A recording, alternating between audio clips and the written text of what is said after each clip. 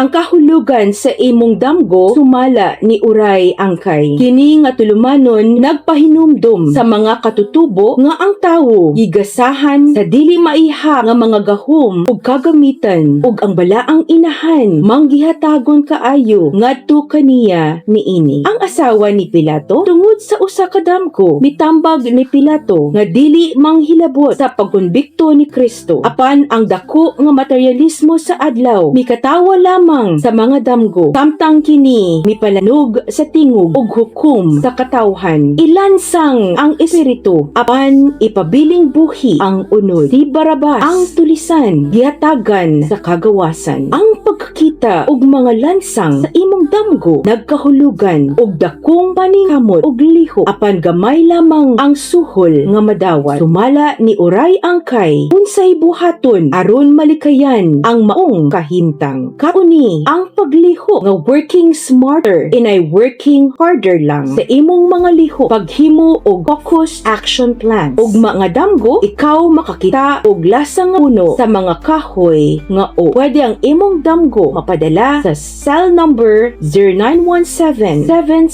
0917-7755-885 aron kini mahubad. Salamat kaayo sa inyong pagpaminaw.